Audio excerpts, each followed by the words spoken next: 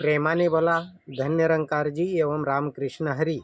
या आपल्या आध्यात्मिक जागृती चॅनलवरती जर कोणी नवीन असाल तर तुमच्या चरणी नतमस्तक होतो आणि त्या नवीन भाविकांना एवढीच प्रार्थना करतो की तुम्ही व्हिडिओ सविस्तर ऐका आणि ऐकल्यानंतर आवडल्यास लाईक करा, शेअर करा आणि सबस्क्राईब करा. कारण तुमची साथ म्हणजे साक्षात भगवंताचा हात. तर या माझ्या हरीच्या लाडक्यानो, या माझ्या भाविक सज्जनानो, जेव्हा शांतीब्रह्म एकनाथ महाराज यांच्या जीवनामध्ये आध्यात्मिक सद्गुरू जनार्दन स्वामी आले, त्यावेळेला त्यांना आत्मज्ञानानं, आत्मबोधानं, आत्मदर्शनानं, आत्मानुभूतीनं, आत्मसाक्षात्कारानं ती ज्ञानाची खूण, ज्ञानाचा इशारा, ज्ञानाचं वर्म सद्गुरूच्या कृपेनं कळालं. आणि त्या हरीला जेव्हा त्यांनी ओळखलं, त्या परमात्म्याला ओळखलं, व्याप्त असणारा परमात्मा प्राप्त करून घेतला, तेव्हा जगाला अंधारातून प्रकाशाकडे नेत असताना, जगाला अज्ञानातून ज्ञानाकडे नेत असताना, जगाला देवाच्या मूर्त रूपापासून अमूर्त स्वरूपाकडे नेत असताना शांतीब्रह्म एकनाथ महाराज तुम्हा आम्हाला प्रकाशित करतायत. खरं तर प्रकाशित म्हणण्यापेक्षा अंधारातून प्रकाशाकडे नेण्यासाठी खरं तर सावधच करतायत म्हणा, की तुम्हाला या पद्धतीनंच तो परमात्मा प्राप्त होऊ शकतो. आणि अशा पद्धतीनं जर तुम्ही त्या देवाला, परमात्म्याला, हरीला ओळखलं तर तुम्ही खरंच धन्य. असं मी नाही म्हणत आहे, तर शांतीब्रह्म एकनाथ महाराज आपल्या सुंदर अशा अभंगामध्ये म्हणतात, ओळखिला हरी धन्य तो संसारी, मोक्ष त्याचे घरी सिद्धी सहित. नुसती सिद्धी नाही आहे, तर मोक्ष त्याच्या घरी सिद्धी सहित. कधी? ओळखीला हरी धन्य तो संसारी. ज्याने हरीला ओळखलं तो खरा तर धन्य आहे. म्हणून समर्थ म्हणतात ना, आधी देवाशी ओळखावे, मग त्याशी अन्यने भावे बजावे, अखंडची ध्यान धरावे सर्वोत्तमाचे. अहो, ओळखीचा व्यक्ती जर बाजारात भेटला तर पटकन म्हणतो चला चहा पाजतो, आणि अनोळखी व्यक्तीला तुम्ही नमस्कार घाला, तो चहाही पाजणार नाही. चहा पाजायची तर दूरच गोष्ट, तो म्हणतो तुम्ही कोण, मी नाही ओळखलं. मग ओळखीचा व्यक्ती जर तुम्हाला चहा पाजू शकत नाही, तर अनोळखी परमात्म्याशी तुम्ही संवाद साधतायच कसं? म्हणून शांतीब्रह्म एकनाथ महाराज म्हटले, ओळखीला हरी तो धन्य संसारी. ओळखीला हरी धन्य तो संसारी, मोक्ष त्याचे घरी सिद्धी सहित. एवढंच नव्हे तर पुढे अवस्था तुमची अशी होते, सिद्धी लावी पिसे कोणतया पुसे, नेहले राजहंसे पाणी काय. ज्याप्रमाणे राजहंस पक्षी हा दुधामधून दूध प्राशन करतो आणि पाणी साईडला टाकतो, तद्वतच सिद्धी तुम्हाला असं वेड लावते, म्हणजे ब्रह्मज्ञान असं वेड लावते की सिद्धी लावी पिसे. पिसे म्हणजे वेड लागणं. आणि मग तुमची अवस्था त्या राजहंसाप्रमाणे होते की तुम्ही जे उपयोगाचं नाही, म्हणजे सगळं नाशिवंत आहे, आणि शाश्वत असणारं अमृत दूध म्हणजेच ब्रह्मज्ञान तुम्ही प्राशन करता. सिद्धी लावी पिसे कोणतया पुसे, नेहले राज हंसे पाणी काय. काय ते करावे संदेही निर्गुण, ज्ञानाने सगुण ओस केले. माझ्या मनात संदेह होता निर्गुण निराकाराबद्दलचा, तो संदेह सद्गुरूनं काढून टाकला. आणि कसा काढून टाकला? तर ज्ञानाने सगुण ओस केले. म्हणजे मूर्त रूपामध्ये मी त्या संकुचित भावानं त्या चार भिंतीच्या आतमध्ये भगवंताला, जसं आजोबा पंजोबांनी भक्ती केली तसं मी करत होतो, नाथ महाराज म्हणतात. पण ज्ञानाने सगुण ओस केले. मी त्या जडत्वाला त्या मूर्त रूपामध्येच म्हणत होतो की हे सगुण आहे, पण ती शंका, तो संदेह क्लिअर केला सद्गुरूंनी.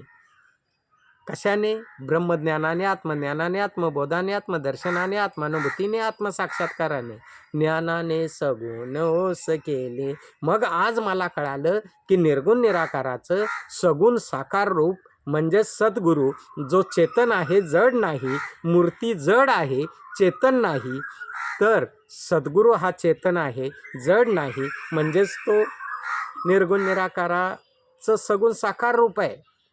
आणि तो असणारा निर्गुणाबद्दलचा जो संदेह होता, शंका होती, ती शंका काढून टाकली.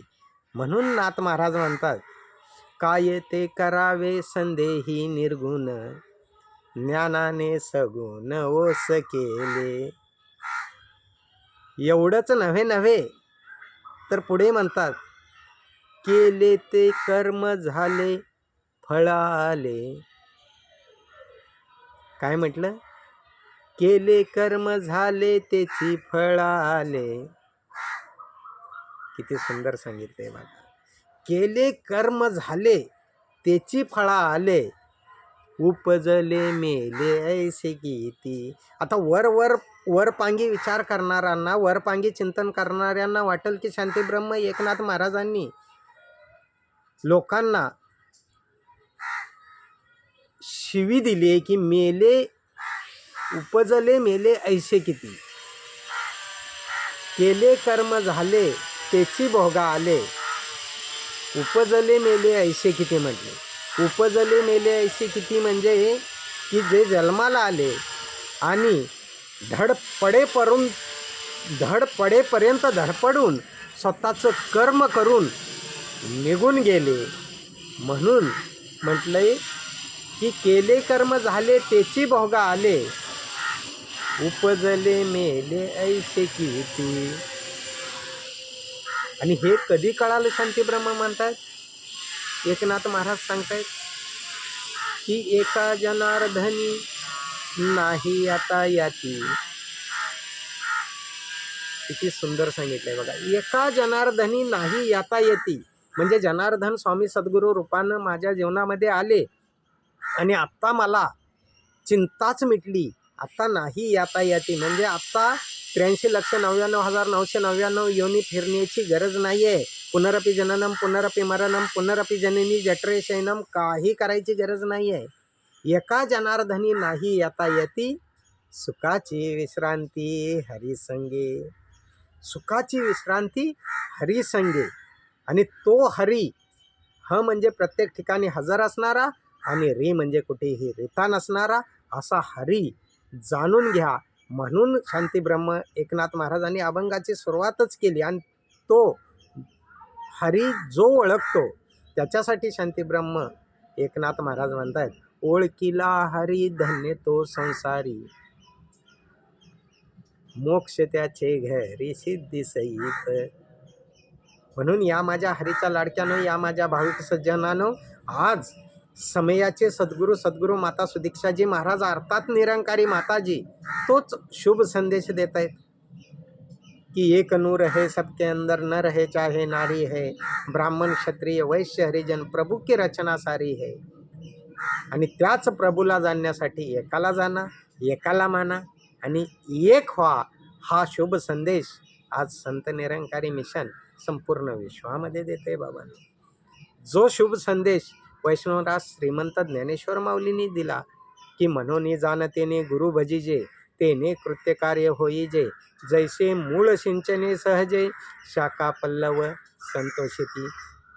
तोच संदेश जगतवंद्य जगद्गुरु जगतमान्य देवनिवासी संत शिरोमणी तुकोबाराय यांनी दिला.